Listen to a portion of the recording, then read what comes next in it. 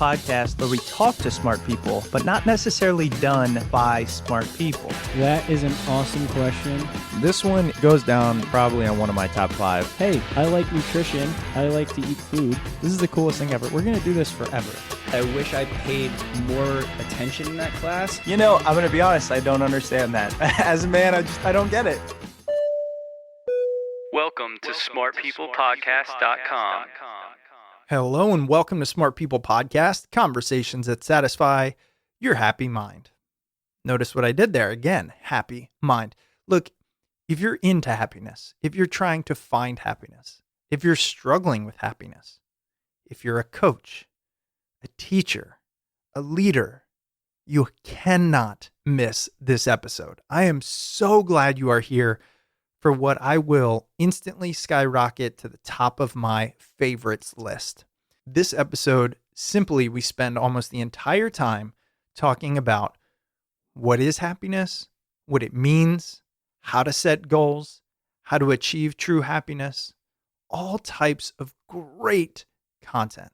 And look, in a time where a lot of people are struggling, this is a message of hope. It's a message of action. It's a lifeline. So please feel free to share this, post it, tell a friend, send it to somebody. It could make all the difference. This week on the show, we are talking to Dr. Tal Ben-Shahar. He is a best-selling author and a lecturer. In fact, he taught 2 of the largest classes at Harvard University. He taught positive psychology as well as the psychology of leadership. Today, Tal consults and lectures around the world to executives and to general public. And specifically, he lectures on the topic of happiness. He also talks about education, innovation, self-esteem, resilience, goal setting, and mindfulness. His books have been translated into more than 25 languages and have appeared on bestseller lists all around the world. Some of those books, by the way, let me highlight for you. One is Choose the Life You Want. Another that jumped out to me is The Pursuit of Perfect: How to Stop Chasing Perfection and Start Living a Richer, Happier Life. Tal is an expert. Trust me, at the end of this episode, you'll know why I say that. And at the end, it's quite likely that you will say, what else? I want to do more. So we have teamed up with Tal and his organization. We don't do this often with our guests. You could probably count on a handful of times. But Tal has created something called the Happiness Studies Academy, where he is the co-founder and chief learning officer. The Happiness Studies Academy leads the happiness revolution by educating leaders who are themselves dedicated to personal, interpersonal, and communal flourishing. It includes lectures. It is a 1-year process or journey to not only increase your own happiness, but learn how to carry it forward. Now, given that it's 1 year long and it is a full journey and you go through an accreditation process, which gives you the certificate in happiness studies, it's not cheap. It is $3,900. However, Tal and his team have given us a link and a discount code, which will get you 10% off. So we will put that link at smartpeoplepodcast.com on Tal's episode. We'll also send it out in a newsletter. So go ahead and sign up for that. Again, we don't do this often. It's just, this is content I believe in so much. I'm a certified coach. I paid over $10,000 to go through a 6-month process. And I'm a believer in, if this is your thing, if this is your world, if you lead people, if you are trying to change the world, then maybe this is worth a shot. So again, head to smartpeoplepodcast.com, check out Tal's episode. We will put our special link as well as the 10% discount code. So aside from that, as I mentioned, share this episode far and wide. I think it's an excellent one. Let's get into our interview with Dr. Tal Ben-Shahar as we talk about the science of happiness and how to achieve it. Enjoy.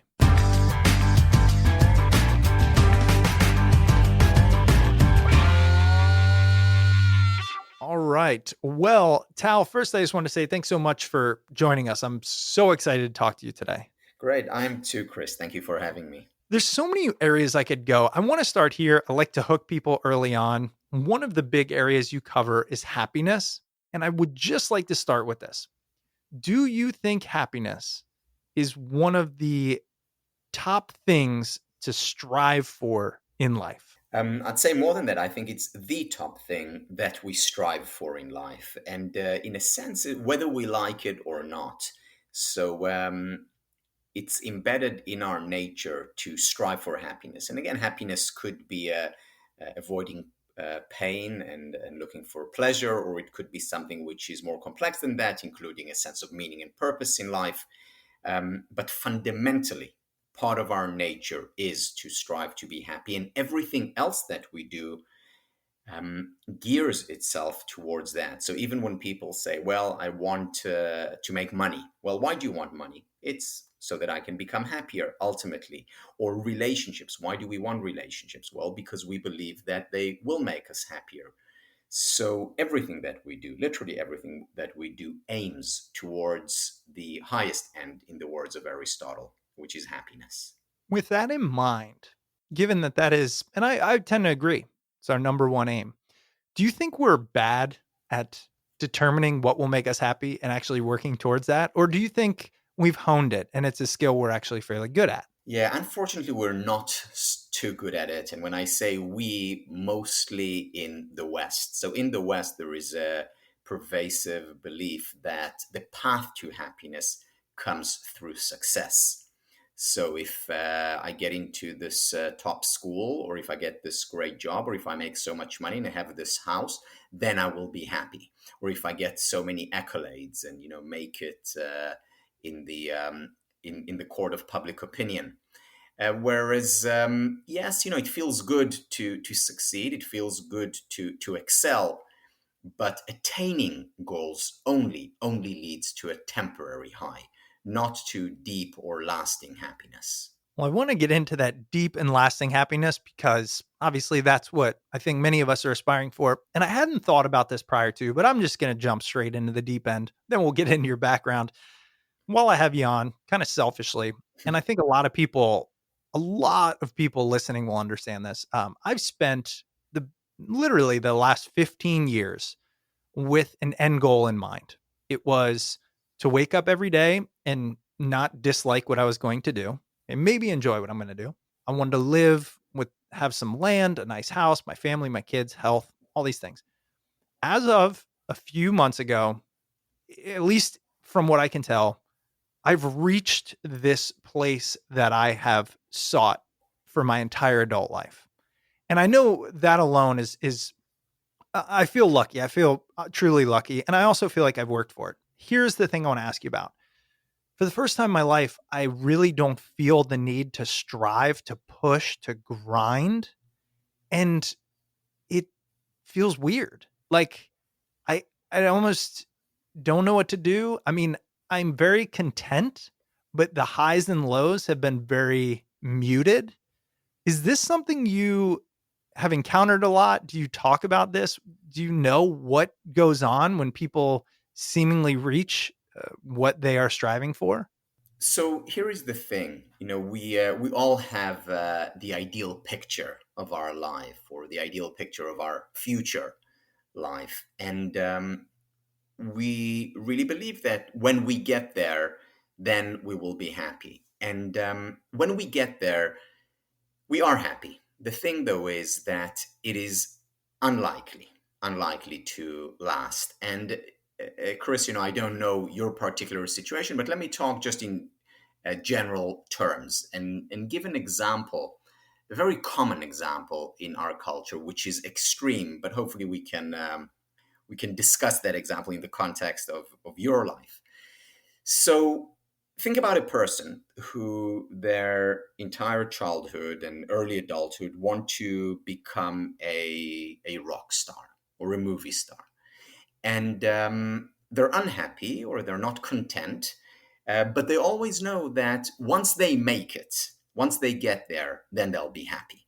Once they get reach the peak of becoming a rock star or a movie star. And they work and they strive and eventually they make it. And when they make it, they are ecstatic, happier than they'd ever been before. For a while, and let's say a month goes by or a year goes by, and their unhappiness returns or their lack of contentment returns. And then what happens?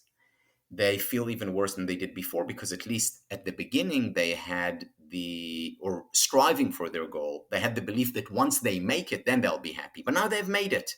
They have all the money that they want, all the accolades that they want, the men or women that they want. They've really made it, but they're still unhappy. And then they look for the answer outside of their lives, because after all, it seems like this life can't provide them what they were looking for.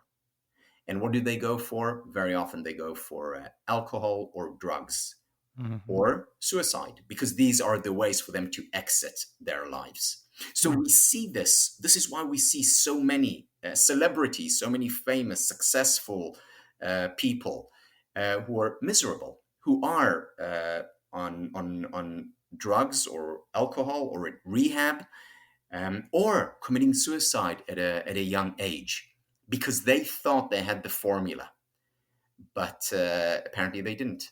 And the difference between sadness and depression is that depression is sadness without hope. Depression Mm. is sadness without hope, and they no longer have the hope, and that's why they are where they are now. So this is a very general um, uh, occurrence that we see among famous people.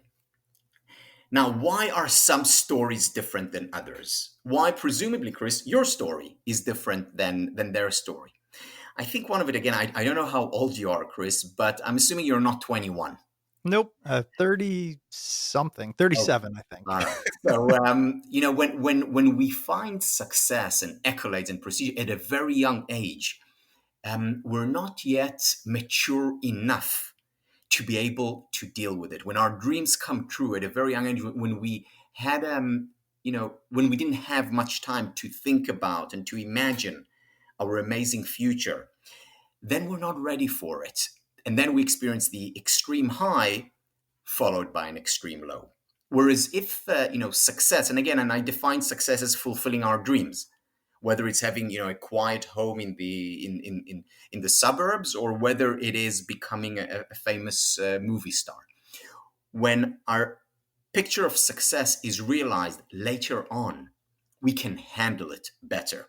We take it in proportion, and we realize what is truly important. And the important thing is that, presumably for you, Chris, you're able to do what you really love to do, as opposed to success equals every man, woman wanting me and me making a lot of money so that I can buy a bigger house or yacht.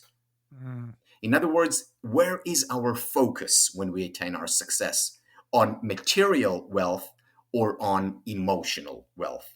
On money, or what I've come to call life's ultimate currency, which is happiness. The reason that there's a million reasons that resonates, and people that know my story will understand it. The thing that's catching me is I've always looked at happiness as a state of being that is determined by an emotion. Like I've looked at happiness as a feeling. So, um, i- if I wake up and I feel happy, I don't necessarily worry why that is. I would just be like, well, it's like the compass telling me I'm on the right path. How do you define it? Is it fair to say happiness really is just an emotion? Well, part of happiness is an emotion. However, the way I define it, and again, how you define it is of course something that is personal. Many people say happiness is more like beauty, difficult to define, but you know it when you see it, or you know it when you experience it.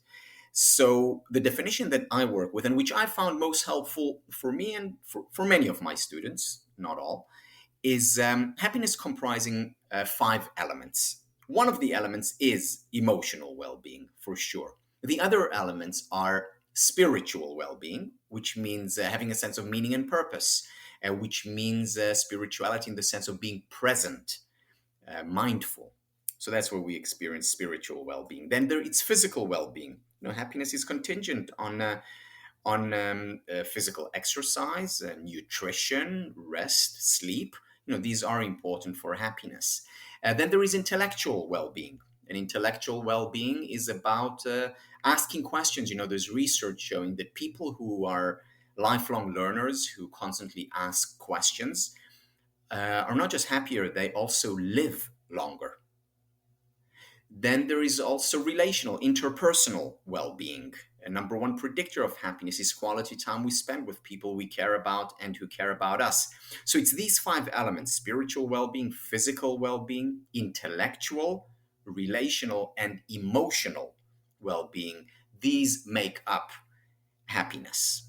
Hmm. Now, the interesting thing about what you were saying, Chris, is that for you, emotions are the printout, so to speak, the feedback, Right. and they are, because if I wake up feeling sad or angry, then well, there must be something that I'm not doing right. What am I not doing right? Well, maybe it's I'm not sleeping enough, or maybe it has to do with me having lost my sense of meaning and purpose at work. So emotions are connected to every one of the other elements. They're the printout, and they tell us where we are. A good feedback mechanism. I love that. I love that for this reason. As you were talking about it, I was thinking, okay, but I got this, right? Because you were going, well, the physical. And in my head I'm thinking, yes, but if I physically don't feel good, then emotionally I won't be happy. But that's essentially what you were saying. I like the analogy of the printout. For a long time, and I'm sure you use this language when you go into organizations, we call those lagging indicators. So the emotion is lagging. But the reason I think it's so important to identify that, and I'm sure we'll get into this as we talk about mindfulness, if I'm only focused on the lagging and I'm unaware of the leading indicators, the things causing that, then I might place too much emphasis on the emotion and not enough emphasis or maybe no solution orientation on what's causing that emotion. Is that fair? That is a very important insight, Chris. You know, the way I understand happiness is as a system. And the system has five elements. One element is the emotional, the other elements are the spiritual, physical, intellectual, and relational. Now, in a system, what's important to recognize about a system is that everything is interconnected. In other words, one part of the system affects all others and in turn is affected by all others. Now, why is it important to understand whether it's an organization or a nation or a person as a system? Because you understand where the points are that you can intervene and bring about change. In other words, what are the leverage points?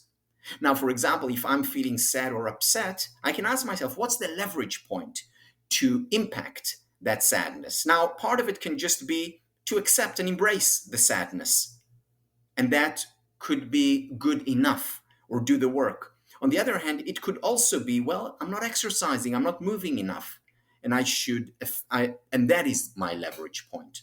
So by understanding happiness as a system, then we can better understand the interconnectedness within the system, and then also understand where the leverage points are to affect change. And by the way, you can extend this also to an entire organization. If profits and losses, this is an indicator, it's part of the system. What is leading to the fact that I'm making profits and maybe could make more, or I'm losing, and how can I fix that? Understanding as a system is key, not as symptomatic, but as systematic approach. Well, I'm hooked. I'm in. Okay, you got me. I'm buying every book. I'm buying it. And here's why. In all honesty, I feel pretty well versed in this stuff, but even I know I'm also not great at those leading indicators, at that system, at identifying what is it truly that I'm missing. I don't know. The words here matter a lot, but I don't know if I'm right here. But the point is, and I think one of the things you have probably done so well in your courses, this is why they were so successful at Harvard, and we'll get into that, is I'm assuming you have a way of helping people determine, what it is they're really striving for versus the false narrative that they're striving for. We talk about that a lot on the podcast.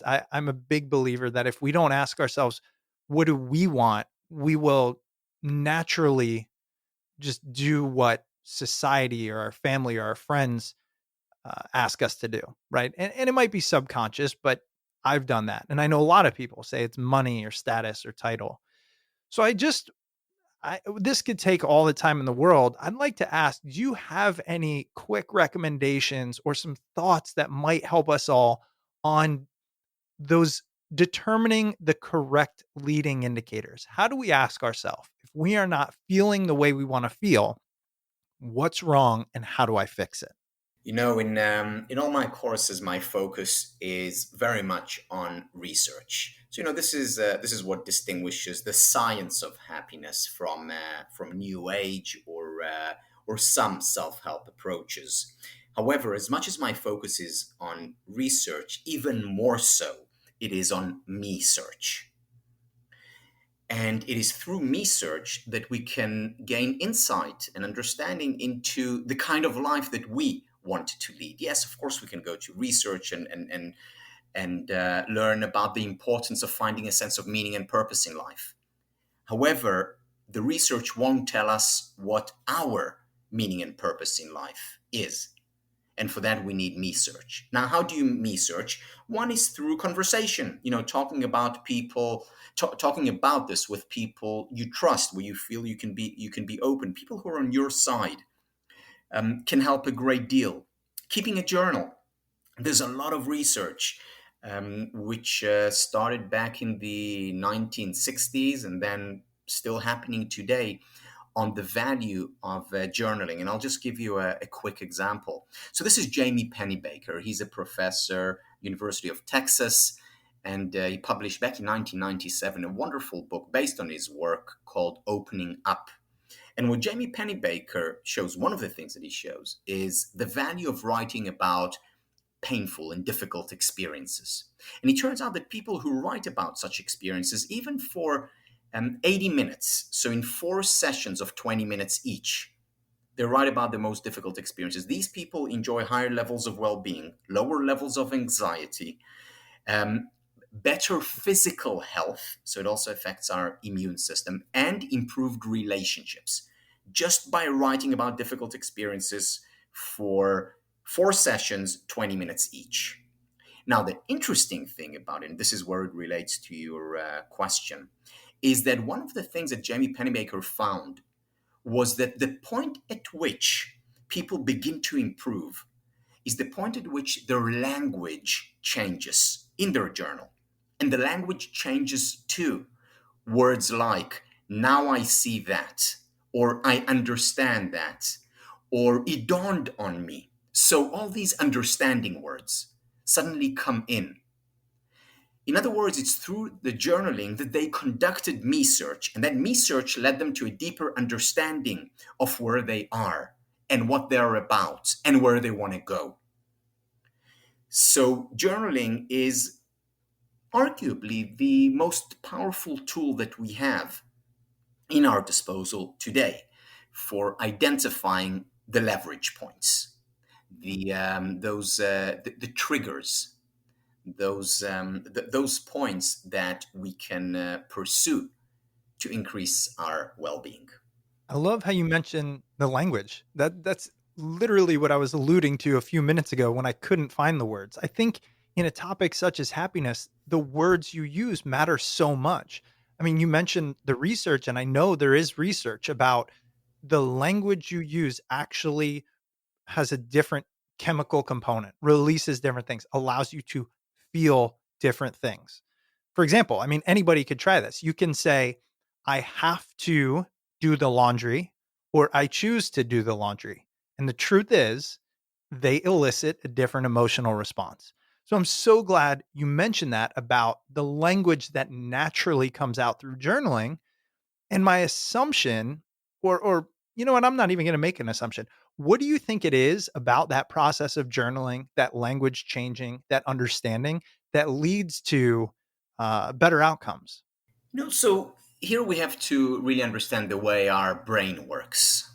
And the way our brain works is that we don't know, we can't tell the difference between the real thing and the imaginary thing.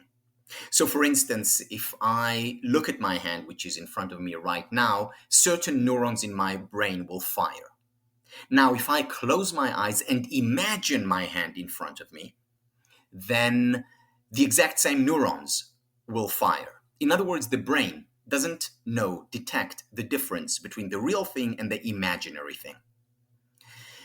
Now, what happens when we use words? Words elicit images.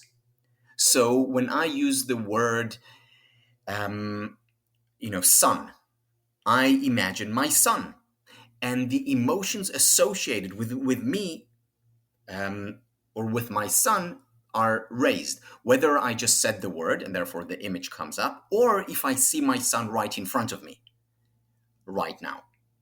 Now, when I use different words, when I change my language, I'm also changing the images, the pictures in my brain. And given that my brain doesn't know the difference between the imaginary and the real, these images that are created by my words have a real impact on my real life. So if I say to myself, for example, something like, I choose to do the laundry versus I have to do the laundry, all the emotions associated with have to come up. All the emotions that are raised through I choose come up. In other words, a very different real experience ensues just because I changed my language. Let's take a quick break for this week's sponsor. This week's episode is brought to you by Mint Mobile. I got my first cell phone with one of the big wireless providers 25 years ago, and I've honestly hated my monthly bill ever since. But then I discovered there's another option that could give me the premium service I'm used to at a fraction of the cost. I could cut my wireless bill down to just $15 a month and save hundreds of dollars by switching to Mint Mobile. For anyone out there who's looking to save without sacrificing service, switching to Mint Mobile is a no-brainer. For customers that hate their wireless bill, Mint Mobile offers premium wireless for just $15 a month. By going online only and eliminating the traditional cost of retail, Mint Mobile can pass significant savings on to you. Every plan comes with unlimited nationwide talk and text plus crazy fast 4G LTE. You can use your own phone with any Mint Mobile plan and keep your same phone number along with all your existing contacts. And if you're not 100% satisfied, Mint Mobile has you covered with their 7-day money-back guarantee. Switch to Mint Mobile today and get premium wireless for just $15 a month. To get your new wireless plan for just $15 a month and get the plan shipped to your door for free, go to mintmobile.com/smart. That's mintmobile.com/smart. Cut your wireless bill to $15 a month at mintmobile.com/smart. And now back to the episode.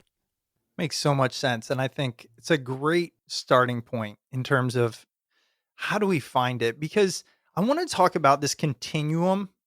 I'm dubbing it a continuum, hopelessness to happiness. And I'm only using that because you mentioned the hopelessness of perhaps the rock star who achieved it at 21.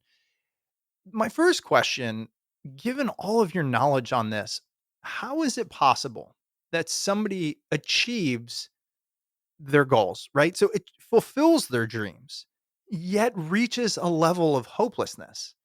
Is it that their dreams were incorrect? Or is it just that they feel there's nothing left to work for? Yeah, it's not so much that the dreams were incorrect. Dreams are dreams. It's more about their understanding of what happiness is incorrect. So Hmm. if understanding happiness as the fulfillment of my dreams, that will inevitably lead to unhappiness, especially when the dreams are attained.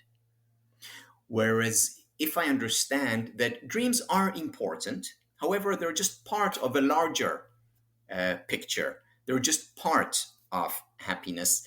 And the other parts are the journey on my way to the dream that has to be meaningful and enjoyable.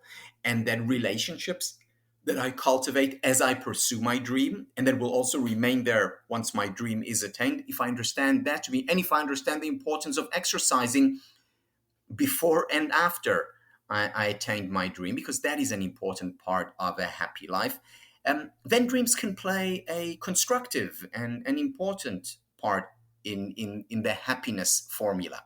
However, if I see them as the end all, as many people do, I can't tell you how many students at Harvard are unhappy.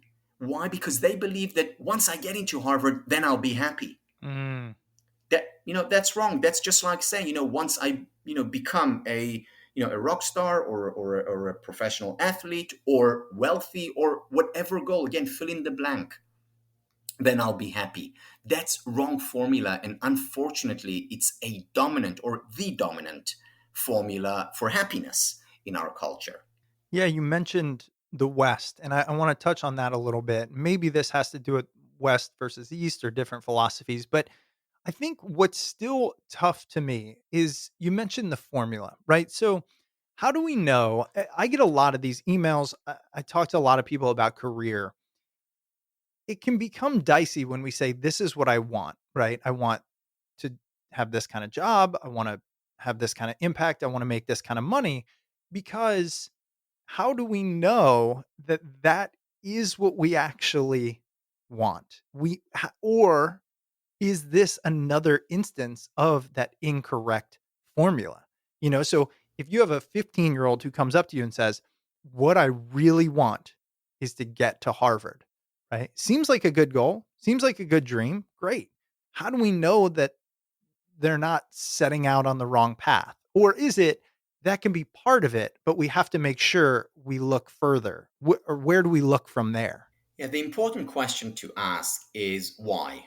So, why is it important for you to get to Harvard? Now, if the answer is because if I get into Harvard, then I'll also be recruited by top companies and get a good job, and then I'll make a lot of money, and then I can live where I want to live, well, then this is a prescription for unhappiness. Hmm. However, if the answer is, well, I want to get into Harvard because, Professor Ellen Langer teaches there, and I read her book, and I just want to be her students. I'm so fascinated by her work. Ellen Langer, by the way, was my advisor.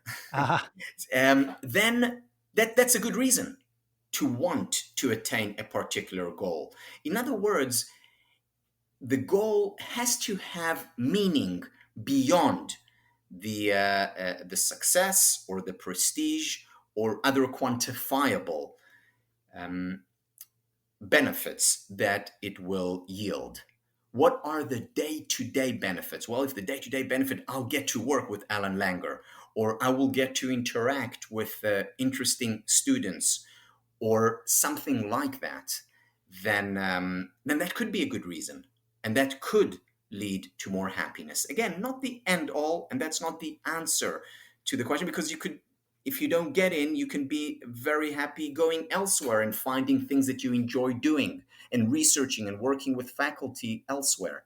So there is no just one size fit all, or rather, there is no just one dream that will make you happy. There are many paths to happiness. And that's another part that we need to, another idea that we need to internalize. If very, very often people stake everything into one goal, again, getting into a particular university, or getting a particular job, or, uh, or, um, or getting together with one partner whom we think is the perfect partner for us. And that's just not the case. There hmm. are many, many doors to happiness. Man, this is it's so complex. It's one of those topics where I I mean, this almost never happens. I almost struggle to try to be concise so that we can get it into the time we have. I'm going to try this. Okay. Here's where I struggle. Uh, let's go back to this Harvard example. Is it kind of saying that the goal makes sense if the purpose of the goal has utility in and of itself? Meaning, utility is not even a good word, but you go to Harvard because you want to learn from these people. And the problem that I still wonder is, let's say you say, I want to go to Harvard so I get a good job so I can live in a certain place. Well, isn't there some value in saying, I want to live in this place? I want this type of lifestyle.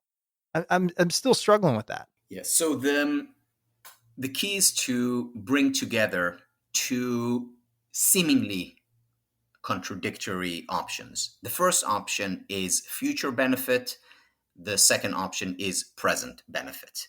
If I say I want to get into Harvard so that I can have a great job later, and then once I graduate and I have a great job, I want to get a great job so that I Mm, can have a big house, and I want a big house so that people will look at me and like. Then if I continuously postpone my enjoyment to the next attainment, if my goal is for the sole purpose of reaching the next goal after that, that's a problem.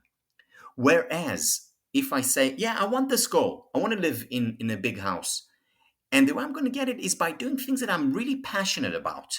I really love working in the bank or as a teacher or as a doctor or whatever it is. And I really do enjoy it.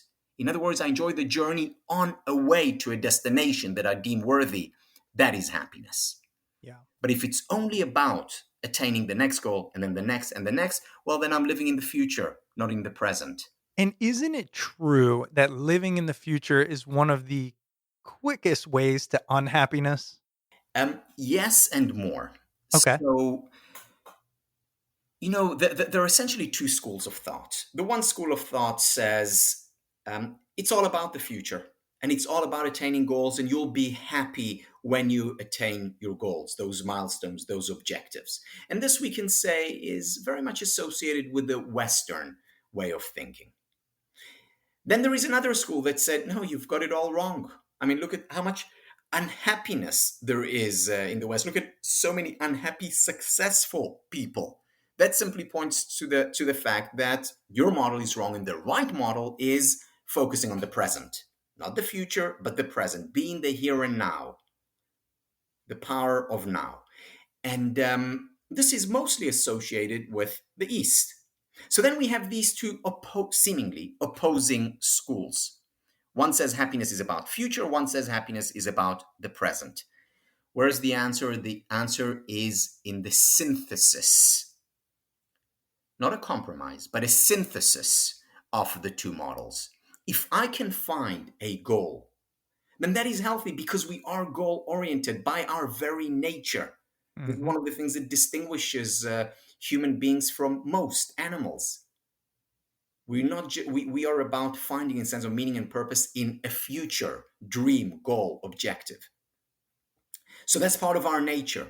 At the same time, we also have the capacity to be present in the here and now. Now, how do you synthesize the two? You have a goal, an objective, something that is meaningful, that is important to you. And as you have that goal and you know where you're going, you let go of it and you focus on the present, on the journey. You have a destination, and once the destination is there in your mind, set, you just let go of it and enjoy the present each step of the way. So, for instance, if I woke up every morning and said, I don't know what I'm going to do today, I don't really have a goal, it would be very difficult for me to be present. But if I know that I have a book that I'm working on now, that's my future goal in, specifically April 27th, 2021, my book is going to be published. So I have a future goal. Now I can let go of it. And now I can focus every day when I wake up on my 3 hours of writing. And when I focus on my 3 hours of writing, I'm in the here and now. I'm enjoying the journey. And yet the destination is still there. This is about synthesizing present and future benefits. Wow. Goosebumps. Goosebumps. So good. Like, so good. It reminds me of Flow, which is my favorite book ever.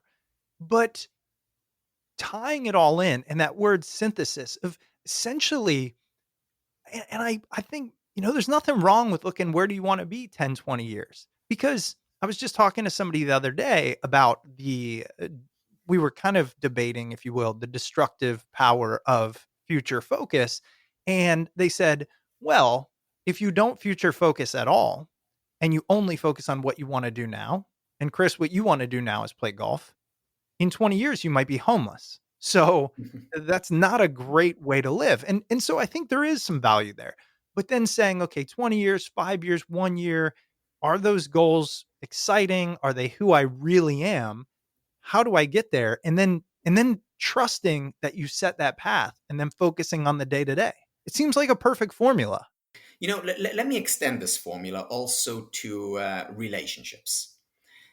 So there are hedonic relationships where you're just, okay, I'm having a great time now, and it's all fantastic, and you're just thinking about the present.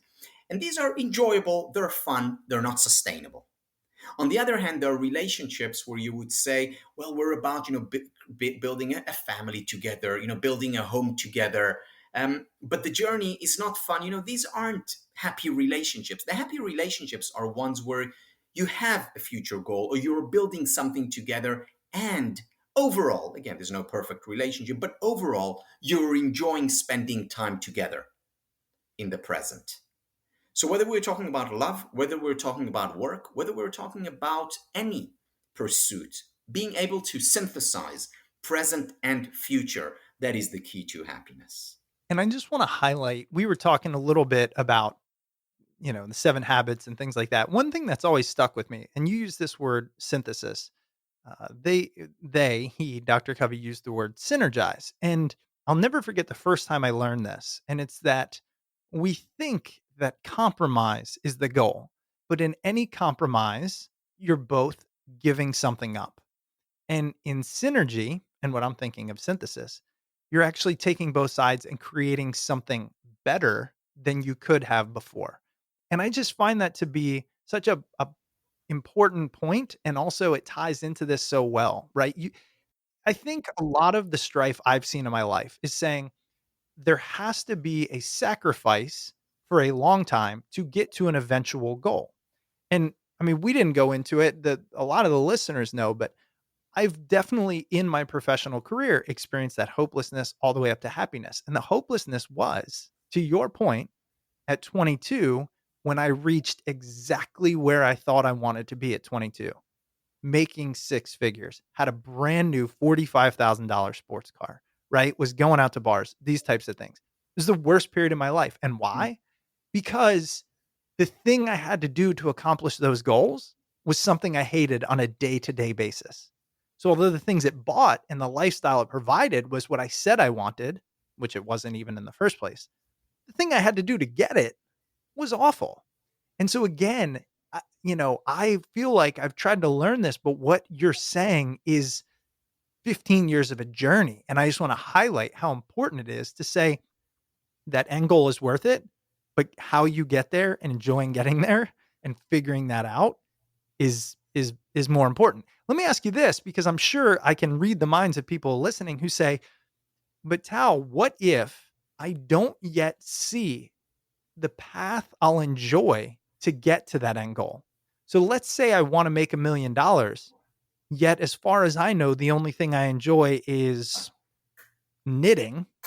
I mean, I'm using some ridiculous things here, but like I feel like that's where a lot of hopelessness comes in. It did for me.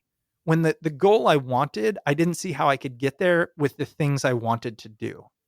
Yeah. I mean, there are a few issues here. The first thing to ask is, why do you want that $1 million? Mm. The famous story of, the person who their entire life worked so hard so that they could go fishing in retirement, versus the person who just goes fishing. But the point here is to really ask, why do I want to make that kind of money? And if the answer is satisfactory, if you truly want that, then go about and do it in a way that is as close to the ideal as possible. Having an ideal life is, for most people, unattainable. If our ideal is, being in flow all the time, being happy all the time, being motivated and engaged all the time, probably unrealistic.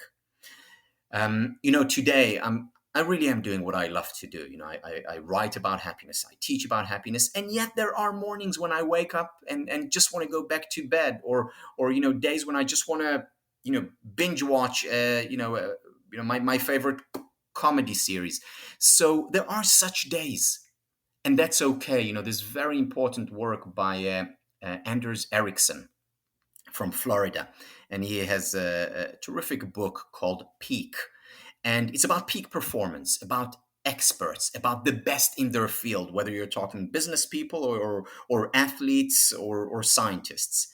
And what's very important very important take home from his book is that yes, they are passionate. Yes, they love what they do, and they sometimes have to pull themselves up by their bootstrap. Why? Because sometimes intrinsic motivation is just not enough, and that's okay. That's part of life. So understanding, having a realistic understanding of what that life could look like is important.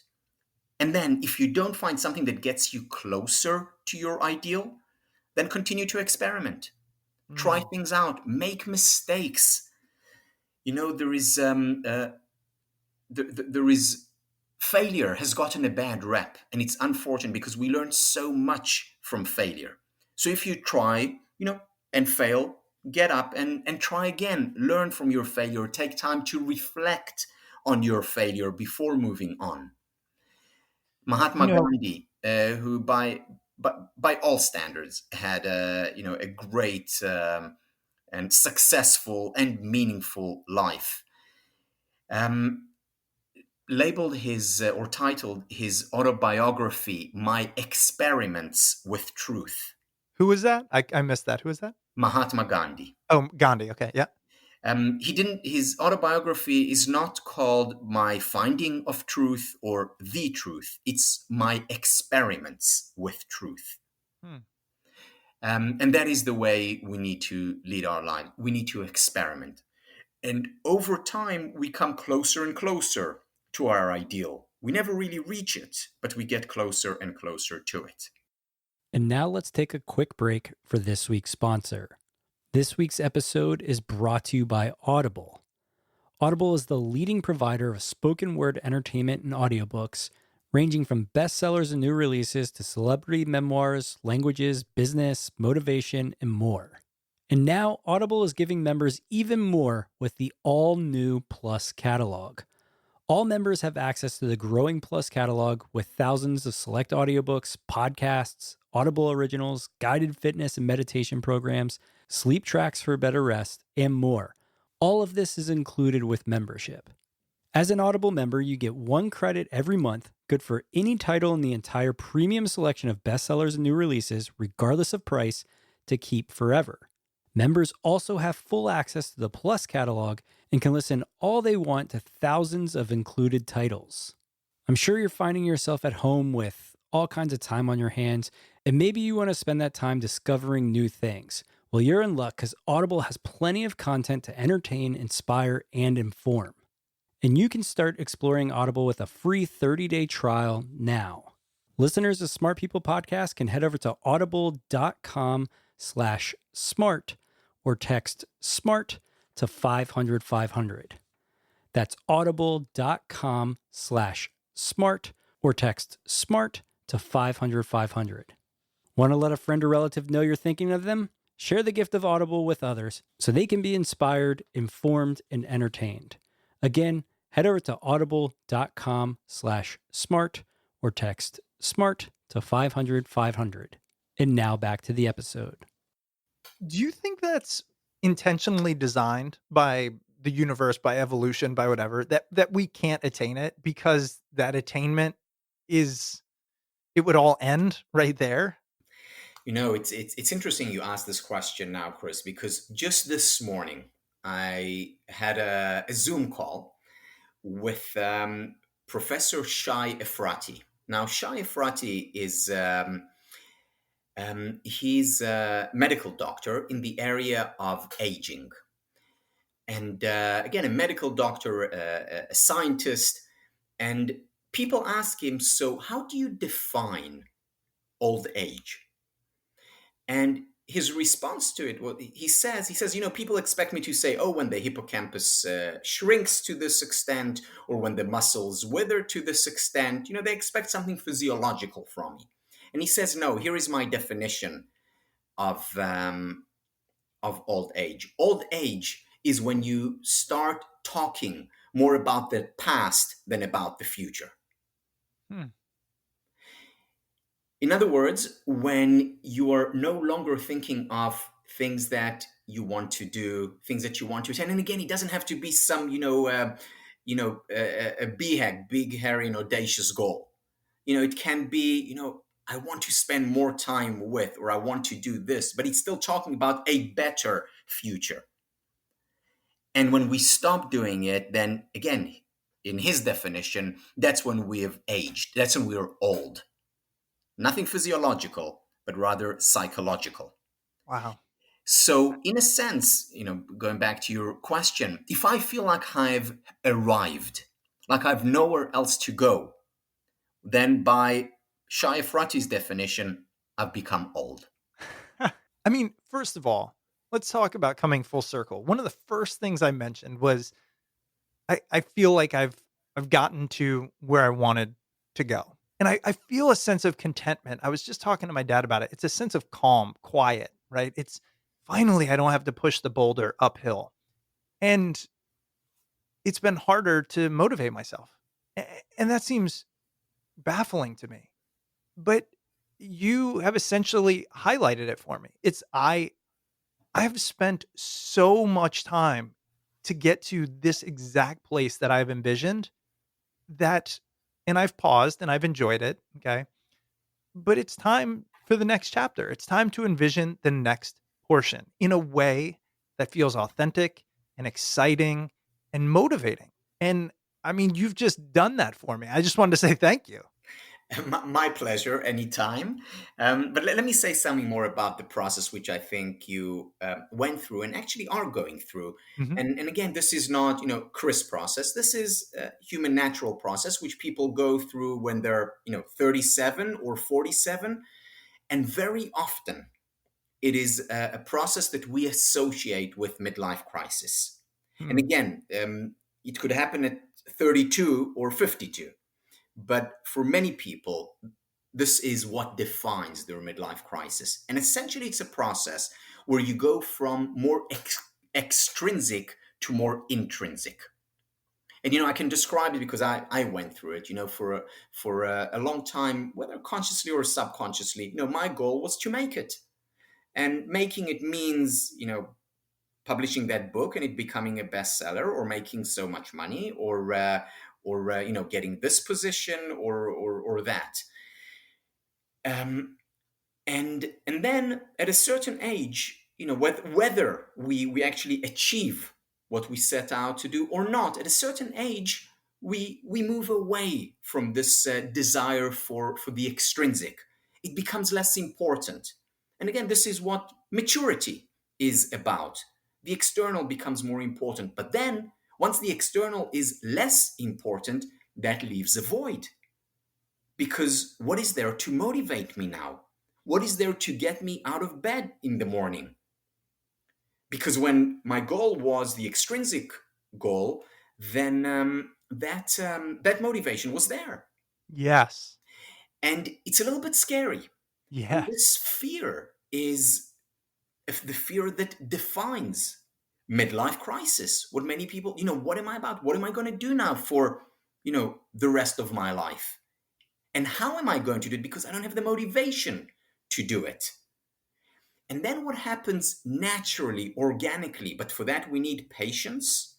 It takes time and insight. So journaling, understanding, talking about it, reflecting on it. But after a while, if we do go through the process, then suddenly a new form of motivation emerges. A new form of motivation fills the void that was left behind by the extrinsic, and that is intrinsic. And then I wake up in the morning and I say, you know, I want to do this because it really matters, because I want a better world for myself, for my children, for future generations. This is also a time when we become much more expansive in terms of our goals and our objectives, because we are thinking about other people more than we did before. And again, just like it's natural for a 3-year-old or even a 30-year-old to primarily focus on the self, it's more natural for a 50 or a 60-year-old to think about future generations or other people or other cultures, even if they're far away from me. Hmm. So going through the process from extrinsic accolades, success, to intrinsic. What is really meaningful and important for me? What do I want to leave behind? And that becomes a very powerful motivator, which we don't need to lose, literally, until the day we die. Yeah, I'm so glad you brought that up. I mean, the idea of changing our motivations, thinking about our motivations, but even more so, just making sure they are I've always said they're true motivations. Just one of the biggest things is questioning even your own motivations to making sure they are yours. Um, there's so many things, Tal, and I know we're coming up on time here. Uh, a few things I wanted to highlight. One, you mentioned Anders Ericsson, and just for those listening who are finding this conversation as fascinating as I am, I wanted you to know we interviewed Anders. It's episode 238. If you want to go check that out, another incredible thinker. Second, I just wanted to touch on you have a number of books. There's a few that jumped out to me, and I'll let you kind of discuss. But one that has hit me, and I just like your general thoughts, so you can tease it a little bit, but drop a minute of knowledge. Is The Pursuit of Perfect: How to Stop Chasing Perfection and Start Living a Richer, Happier Life. Tell me a little bit about the thesis of that book, or the perhaps destructive nature of perfectionism. Yeah, when psychologists talk about perfectionism, they're talking about two types of perfectionism: adaptive and maladaptive. Adaptive perfectionism is about being very responsible, dependable, hardworking, um, taking responsibility for one does. And this is adaptive perfectionism, and it's healthy. This is why very often in job interviews, when people are asked for their weaknesses, they would say, "Oh, I'm a perfectionist." And that's really a strength in the way that they mean it. But then there is also maladaptive perfectionism. Maladaptive perfectionism is an extreme fear of failure. It's the desire, which is stronger than basically any other desire, to appear, to seem perfect in other people's eyes, which leads to a great deal of unhappiness, which leads to defensiveness, which leads to an absence of openness and therefore learning. And this form of perfectionism is what I write about. And while perfectionism has a good side, it can motivate us and get us to work harder. It also has a sinister, destructive side. This fear of failure prevents us from learning. One of the mantras that I repeat in the book, and I repeat to my kids, my students, and to myself, is learn to fail or fail to learn. That's how we learn how to walk. That's how we learn how to shoot a basketball. That's how we learn to be better parents and better partners. It's through failure. And if we're open to failure, if we embrace failure rather than reject it, then we're much more likely to learn, to grow, to be happy. Another element of perfectionism, the unhealthy type of perfectionism, is our rejection of painful emotions. Because if I'm striving for the perfect life, that means that it's a life devoid of sadness or envy or anxiety. But striving for that kind of life, for that perfect life, is the destroyer of happiness. Because when I reject painful emotions, these emotions only intensify. Whereas if I embrace painful emotions, if I say to myself, experiencing sadness or anger or envy, these are natural human emotions, then I'm open to them, I embrace them, and they do not overstay their welcome. They leave just as they came in. On that note, I meant to ask you this earlier, and I think it ties in nicely. Is making happiness the goal a destructive way of living? Yeah, that's a great question, and I'm glad we get to talk about that. So there's very good research by the likes of Iris Moss and others, showing that people who wake up in the morning and say to themselves, happiness is important for me, or I'm going to be happy, or I want to be happy, and they make this their explicit goal, actually end up less happy. But we have a problem because, on the one hand, we're told that happiness is important. We know that beyond happiness being good in and of itself, happy people are also more productive, more creative. They enjoy better relationships. They're healthier. So we're told that happiness is good, but on the other hand, we're told that waking up in the morning and saying, well, I want more happiness, happiness is important for me, that actually hurts more than helps. So what do? Do we fool ourselves? Do we say, well, I don't want happiness, wink, wink? Well, I actually do. No. What we do is we learn to pursue happiness indirectly. Let me explain this through a metaphor. So let's take the sun. If I right now look at the sun, it's going to hurt my eyes. It's going to cause harm.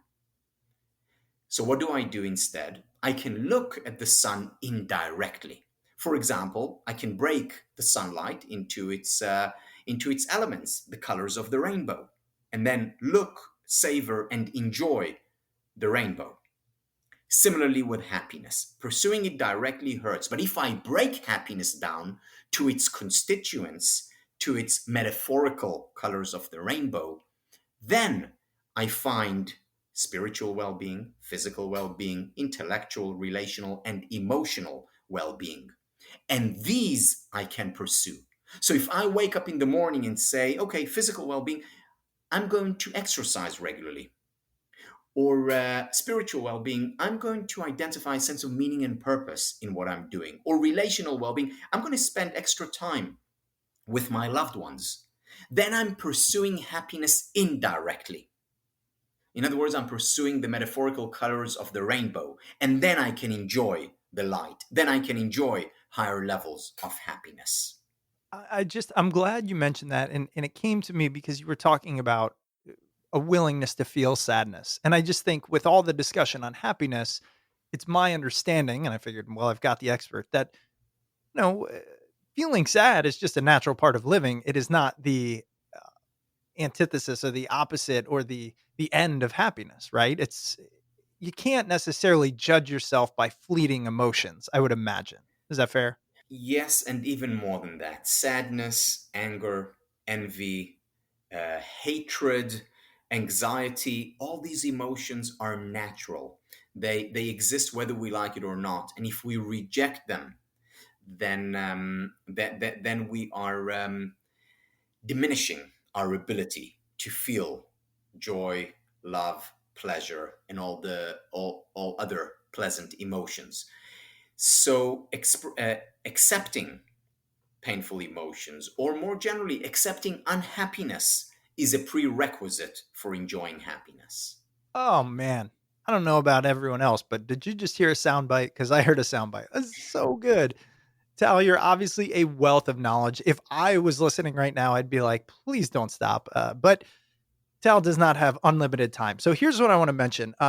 You have the Happiness Studies Academy. I went on the website. There's a free lecture available. I'm hoping you could tell us a little bit about it because, unlike most of our guests who have a book and that's kind of it, and you have books, and I'll mention those, you have an abundance of direct, lectures that people can access. Can you tell us about the Happiness Studies Academy, the certificate, what you have going on there?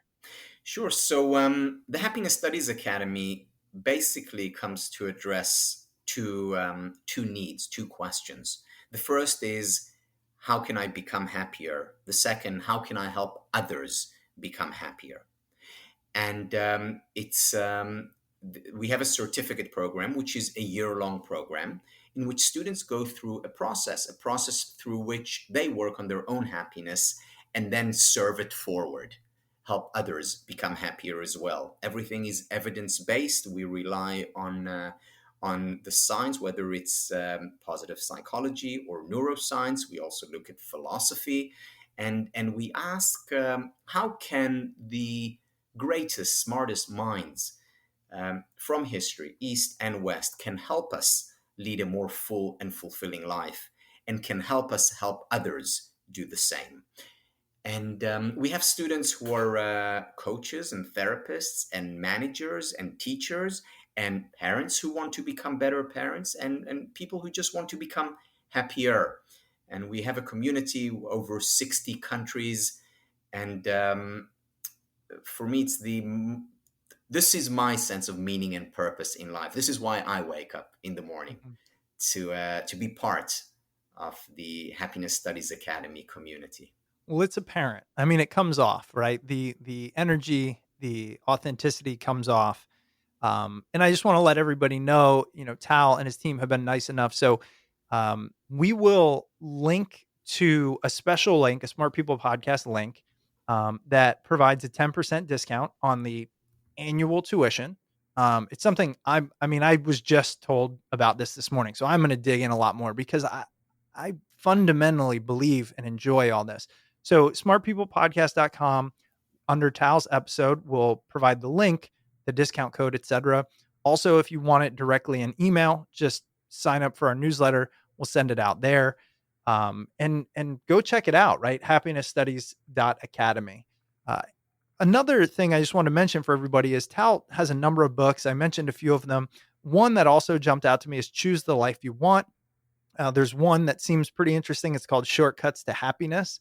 And it's not shortcuts per se. That's not doing it enough justice, right? It's lessons from your barber. Anything else you wanted to let those listening know about or plug? Because again, I know this is going to resonate and they're going to say, what next? So we've mentioned a lot. I just wanted to give you that chance. Yeah, just one thing. There is a real double standard when it comes to personal development. And what is that double standard? That on the one hand, people say, I want to learn a musical instrument, or I want to become a better athlete, tennis player, golfer. And what they do is they go and study. They may read a book or hire a coach, and then they go and practice. So no one would think, okay, I just need to read a book about golf, or I just need to, read the latest article on playing the violin, and then I become a violinist or a better golfer. They go out and practice. Whereas when it comes to happiness, many people believe that just reading a book or hearing a lecture or a podcast is enough. And then they'll become happier. Why? Because they understood something that they didn't understand before. They had the aha moment.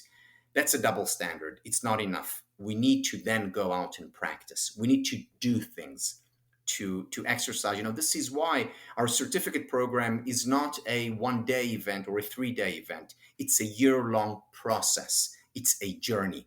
And the journey of happiness is a lifelong journey, a journey that ends when life ends. I'm so glad you mentioned that because I think intuitively that's one of those things that people know, right? I mean, those listening, they're listening to this podcast, they'll pick up a few nuggets, but really I view this as informational, right? Fills the brain. But what do you enjoy about that information? You enjoy the feeling you get when you learn something new and connect disparate thoughts or have creative ideas.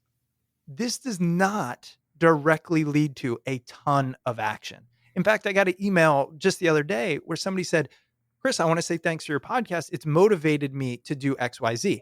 So it's not that we took every lesson we learned and implemented it. It's the motivation. I mean, that's why people listen, the joy they get, the emotion they get. To Tal's point, if you're sitting here going, I love this, I believe in it, I want to make changes, I feel happier, like it takes effort. I wish it was as simple as listening to our podcast, but if it was, we'd have 1,000 times more listeners. So I really appreciate that.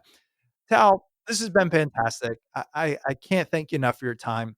So again, for everybody listening, it is the Happiness Studies Academy. Check that out. We will link to it. Tal, I want to say thank you. I wish you a happy life, and I appreciate your time. Thank you, Chris, and thank you for motivating so many people to take action and to improve their lives. Thank you. Absolutely. Thank you very much. All right, Tal. Thank you. Have a good one. You too. Bye-bye. All right. All right, I hope you enjoyed that episode with Dr. Tal Ben-Shahar. I know Chris mentioned it in the intro and the interview, but don't forget that listeners of Smart People Podcast can save 10% with the coupon HAPPY when you sign up for the Certificate in Happiness Studies. All right, let's jump into the quick housekeeping. As always, if you'd like to reach out to the show, you can email us at smartpeoplepodcast@gmail.com or message us on Twitter @smartpeoplepod. And if you're looking for free and easy ways to support the show, just head over to wherever you downloaded the podcast and leave us a rating and review. And if you'd ever like to support us monetarily, you can always head over to Patreon at patreon.com/smartpeoplepodcast. And of course, if you want to stay up to date with all things Smart People Podcast, head over to the website, smartpeoplepodcast.com, and sign up for the newsletter. All right, that's it for us this week. Make sure you stay tuned because we've got some great interviews coming up, and we will see you all next episode.